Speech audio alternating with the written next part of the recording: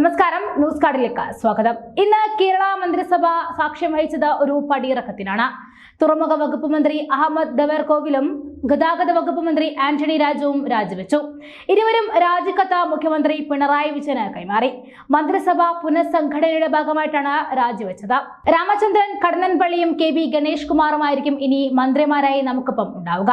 ഇരുവരും മന്ത്രിമാരായി 29-ന് സത്യപ്രതിജ്ഞ ചെയ്യും. ഇടതുമുന്നണി യോഗത്തിന് ശേഷമായിരിക്കും ഔദ്യോഗിക പ്രഖ്യാപനം നടക്കുക. പൂർണ്ണ സംതൃപ്തിയോടെയാണ് കാലാവധി പൂർത്തിയാക്കുന്നതെന്നും പ്രവർത്തനം വിലയിരുത്തേണ്ടത് ജനങ്ങളാണെന്നും അഹമ്മദ് ദേവർകോവിൽ പറഞ്ഞു. 2.5 വർഷക്കാലം നൽകിയ പിന്തുണയ്ക്കും പ്രോത്സാഹനത്തിനും പ്രാർത്ഥനയ്ക്കും നന്ദി പറയുന്നതായി ആന്റണി രാജുവും പറഞ്ഞു. KSRTC ഉൾപ്പെടുന്ന ഗതാഗത വകുപ്പാണ് ഭരിച്ചിരുന്നത്. ഒരുപാട് പ്രതിസന്ധിയിലൂടെ കടന്നുപോകുന്ന വകുപ്പാണിത്. ശമ്പളം പൂർണ്ണമായും മുഴുവൻ ജീവനക്കാർക്കും കൊടുത്തു.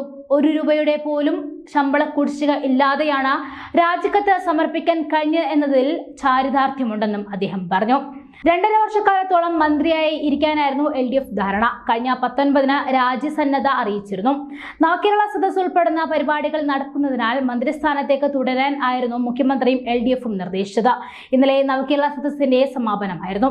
ചരിത്ര മുഹൂർത്തത്തിന്റെ അധ്യക്ഷനാവാനുള്ള അവസരം എനിക്കാണ് നൽകിയത്. മുഖ്യമന്ത്രി ഇന്ന് രാവിലെ കണ്ടു, രാജി സമർപ്പിച്ചു. തിരുവനന്തപുരം നഗരത്തിന്റെ MLA ആണ് താൻ. MLA ആയി നിങ്ങളോടൊപ്പം ഇവിടെ ഉണ്ടാകും. നിയോജക മണ്ഡലത്തിൽ സജീവമായി പ്രവർത്തിക്കാനുള്ള അവസരമാണ് കൈവന്നിരിക്കുന്നത് എന്നും ആന്റണി രാജു കൂട്ടിച്ചേർത്തു. അതേസമയം NCPയിൽ മന്ത്രിസ്ഥാനത്തിന് വേണ്ടി Kuttanad MLA Thomas K Thomas ഒരു മന്ത്രിക്കുപ്പായം തയ്ച്ചു വെച്ചിട്ട് കാലമേറെയായി. മന്ത്രി AK ശശീന്ദ്രൻ ഇപ്പോൾ ചികിത്സയിലുമാണ്. ഇതെല്ലാം NCPയിൽ മന്ത്രിമാറ്റം ഉണ്ടാകുമോ എന്ന ചർച്ച ഇന്നത്തെ യോഗത്തിൽ നിന്നും നമുക്കറിയാൻ സാധിക്കും. CPMന്റെ പുതിയ സെക്രട്ടറി ബിനോയ് വിശ്വമാണ്. ഇത് CPIയിലെ നയങ്ങൾക്കും ഇനി ബാധിക്കും. ഇടതുമുന്നണി യോഗത്തിലായിരിക്കും എല്ലാം തെളിയുക. മന്ത്രിസഭയിൽ മാറ്റങ്ങൾ ഉണ്ടാകാൻ സാധ്യത കുറവാണ്. നവംബർ 20-ന് പിണറായി മന്ത്രിസഭ 2.5 വർഷം പൂർത്തിയാക്കിയിരുന്നു. ഇതിനിടയിൽ മന്ത്രി അഹമ്മദ് ദേവർകോവിലിനെതിരെ നവകേരള സദസ്സിൽ മുഖ്യമന്ത്രിക്ക് പരാതി നൽകിയിരിക്കുകയാണ് വടകര മുട്ടുങ്ങൽ സ്വദേശി MK യൂസഫ്.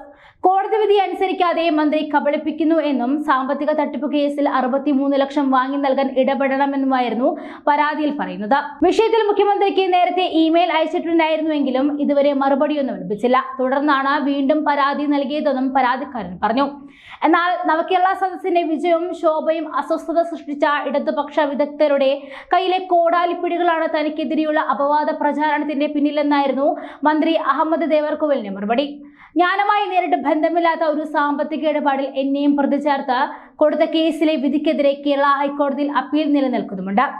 നിയമസഭാ തെരഞ്ഞെടുപ്പിന്റെ നോമിനേഷനോടൊപ്പം സമർപ്പിച്ച സത്യവാങ്മൂലത്തിൽ ഈ കേസിന്റെ വിശദാംശങ്ങൾ ഉൾപ്പെടുത്തിയതും വാർത്താ മാധ്യമങ്ങളിലൂടെ ഇതിന്റെ വിശദാംശങ്ങൾ പ്രസിദ്ധീകരിച്ചതുമാണ്. എന്നാൽ ജ്ഞാനവുമായി ബന്ധപ്പെട്ട സുപ്രധാന സമയങ്ങളിൽ ഈ അപവാദങ്ങൾ നിരന്തരം ആവർത്തിക്കുന്നതിന് പിന്നിൽ പാർട്ടിയിൽ നിന്നും പുറത്താക്കപ്പെട്ട ചിലരാണെന്നും തെരഞ്ഞെടുപ്പ് പ്രചാരണ ഘട്ടത്തിലും തുടർന്ന് മന്ത്രിസഭയുടെ സത്യപ്രതിജ്ഞ വേളയിലും ഇപ്പോൾ നവകേരള സദസ്സിലും അതേ വിവാദം ഉയർത്തുന്നതിന് പിന്നിൽ പ്രവർത്തിക്കുന്ന ഇതേ സംഘമാണെന്നും അദ്ദേഹം പറഞ്ഞു. ഇത്തരം അപവാദങ്ങളെ അർഹിക്കുന്ന അവജ്ഞയോടെ തള്ളിക്കളയുന്നതായും മന്ത്രി വാർത്താക്കുറിപ്പിൽ പറഞ്ഞു.